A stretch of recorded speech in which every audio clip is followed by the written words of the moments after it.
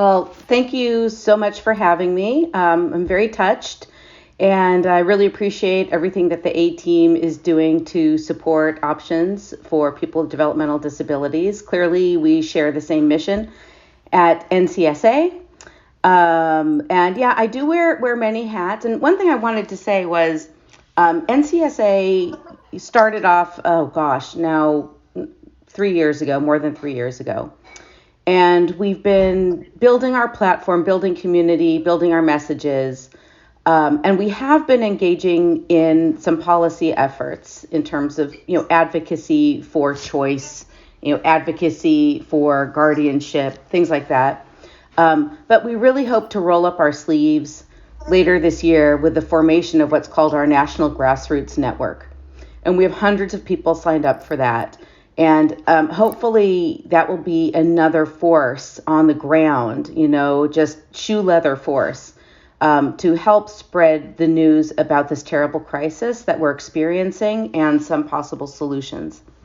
We definitely need more louder, stronger voices to counteract what has become the sort of the dominant Beltway narrative about disability rights.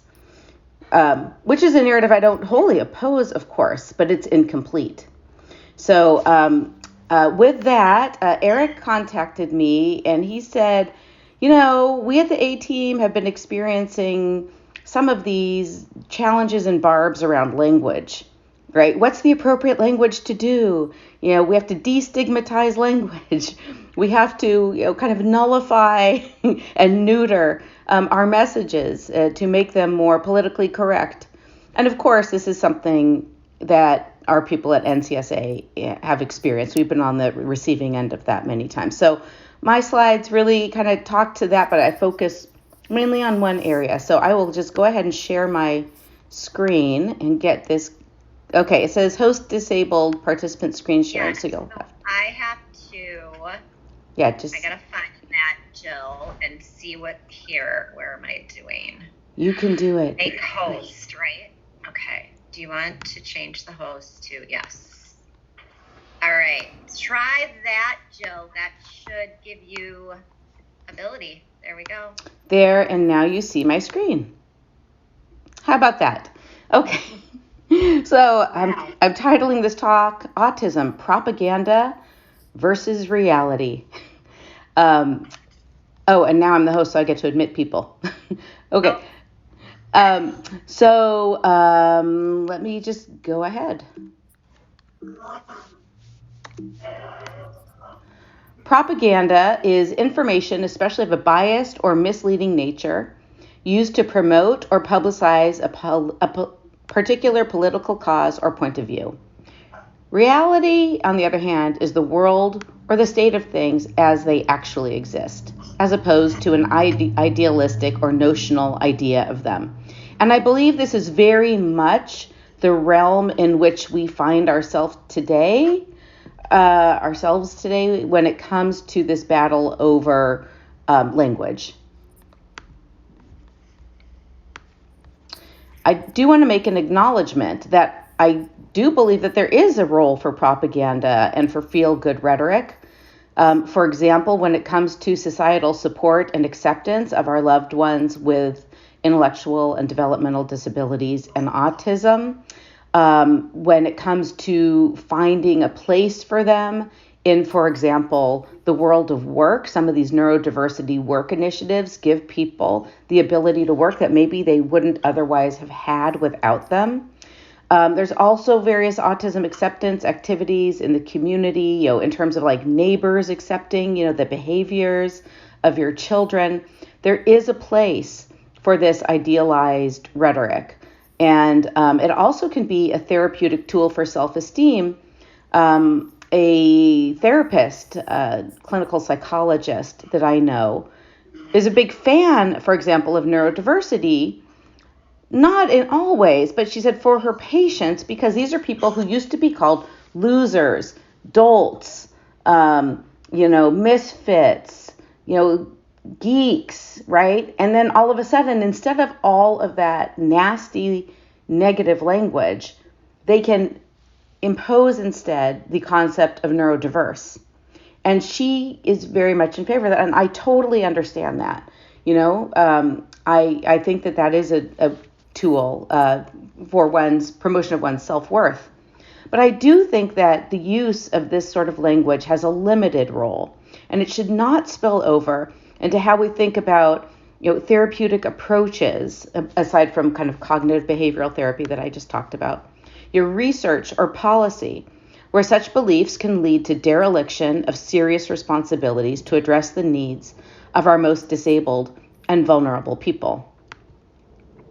So, unfortunately, in autism, we are suffering a pervasive war against reality. We see this in many places, including in academic journals, in scientific conferences, in grant writing. For example, scientists who are proposing grants about autism research are now routinely told to water down their language to make it more neutral, for example. We see it now in the autism advocacy groups, particularly at Autism Society of America, but other places as well. But we see trivializing what is meant by autism. We see the language used to deny autism's meteoric increase. We see irrational, wasteful research priorities sort of fueled by some of this language, I think. We see, silly things like equating treatment for autism's debilitating symptoms as ableism. And in fact, we're not even supposed to use the word symptom because that's a medical term. We see, the idea of prevention likened to eugenics, which is nonsense. We see, and this is your concern at A-Team in the vocational sphere, things like, non-competitive employment violates civil rights, without really talking about the realities of people who can't achieve non-competitive employment. We see this kind of overwrought idealistic language used all the time. In housing, the same thing. Everyone can live fully integrated in the community, right, Mickey? Yeah, she's yeah. And these battles, interestingly, this is just, I haven't scientifically studied this, but it seems to me that these battles are usually waged by economically privileged, highly educated social justice activists who have little experience with severe neurocognitive dysfunction. It's also waged by federally funded agencies and federally funded advocacy groups. And I think, there's fuel on the fire by a compliant, lazy, and risk-averse media that doesn't like to dig deep into issues, but really likes to skirt on the sort of superficial surface of issues instead, and things that feel good and get clicks. And their allies, who I think are policymakers who want to contain costs, researchers who want to believe that autism is just a diversity, and others who I think tend to have sort of a religiosity, kind of a zealotry about disability that certainly I don't have. So autism, is it a difference or is it disorder? We have very loud voices telling us it's just a difference and we should stop using the word disorder. We heard this recently at INSAR. This is 3 bullets down. I was just there in Austin last month, or actually this month, at the premier autism research conference, and we heard neurodiversity advocates there telling researchers not to use the word disorder. Now, never mind, it's called autism spectrum disorder, but this is something that we saw. And we see now published, even in the journal Pediatrics, commentaries calling for the eliminating of accurate medical language such as disorder, symptom, deficit, and risk. We even heard at the Interagency Autism Coordinating Committee, their chair and also the director of the NIMH, Josh Gordon, making approving comments when activists on that committee asked to eliminate the term risk for autism because he said risk implies a judgment. I'm like, well, the whole reason that the IACC exists is because we have judged that autism is not a positive thing and we need to find ways to address it. But nevertheless, even the chair of this committee seemed to be rubber stamping the idea of neutering these terms. And, for example, Autism Society of America, which I'm a big part of. I was president of Autism Society San Francisco Bay Area for a long time. I remain on their board. They, in Autism Awareness Month, have a campaign called Celebrate Differences. Autism is a difference, right? Not a disorder. So one area that I'm really gravely concerned about is this debate over prevalence. We have been told time and again that the autism epidemic is, quote, an epidemic of awareness, quote, an urban myth, quote, a sociological phenomenon, right? And many things like that. And nothing could be further from the truth. And the truth seems not to be getting out there. I'm just going to go over a couple slides that show you what actual data shows about autism's increase. And most of this data is from the last 20 years. But if you go back 30 years, when autism barely existed, you would see a much sharper curve, an exponential curve. This is from the CDC, and it shows the prevalence is now 1 in 44 children with autism, and that's an approximation. It varies by region, as we will see. But 1 in 44 cases that are clinically defined as autism as a disorder, not autism as traits, not autism as a difference, but as a lifelong debilitating disorder. And here we see site by site, California.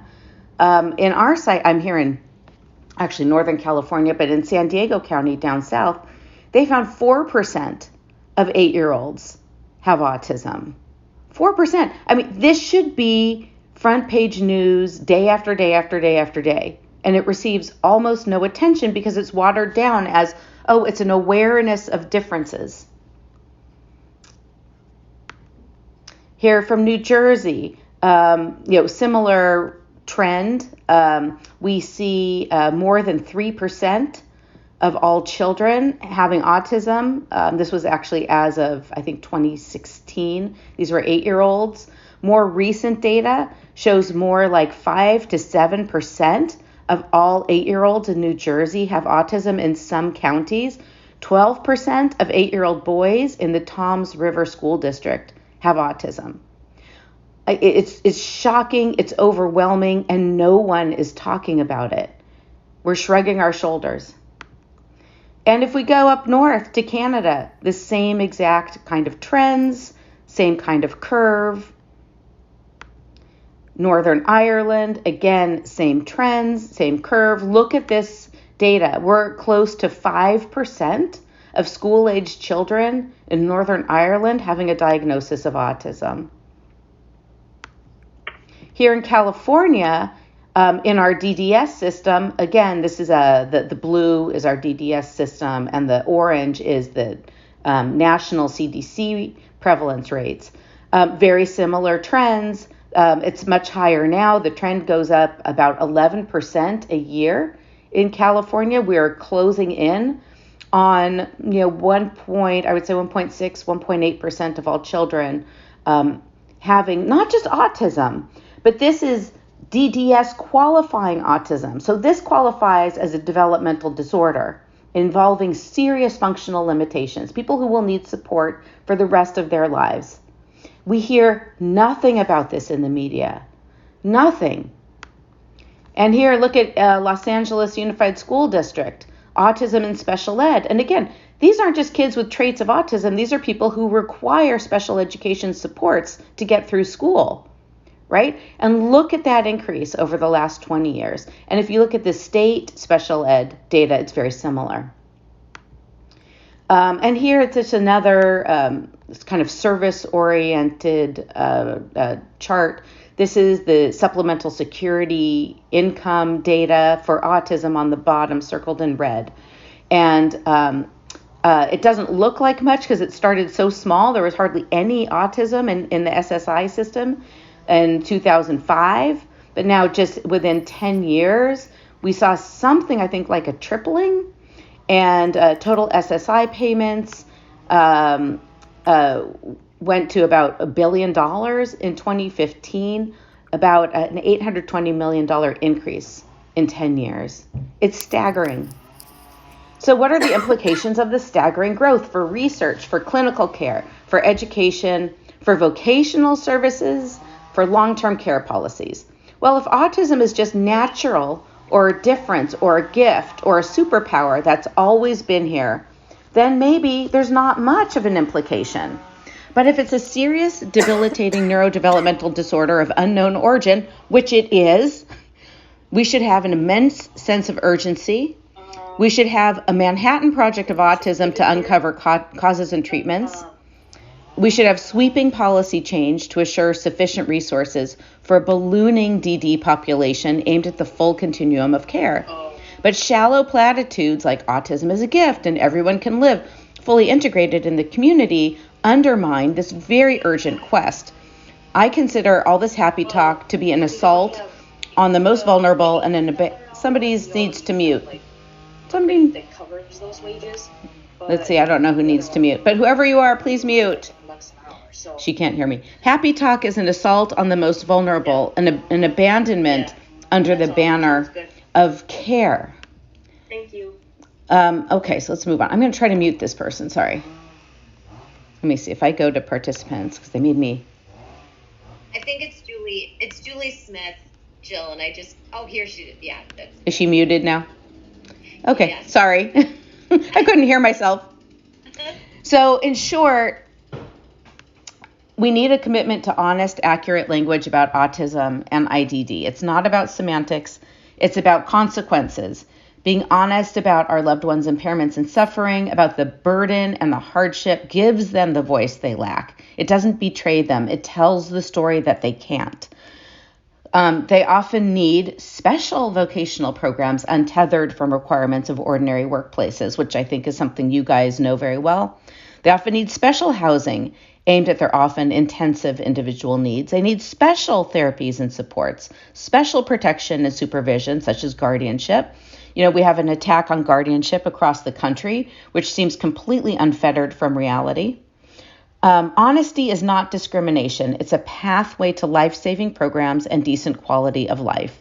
Much is at stake. I mean, think about COVID. You know, if we considered COVID just a cold, you know, we wouldn't have had a response, you know, to create vaccines, you know, to find out, to research the viruses, you know, to get therapeutics going, you know, to create capacity in the hospitals, right? But we saw it as a serious threat, and therefore it came with a consequence.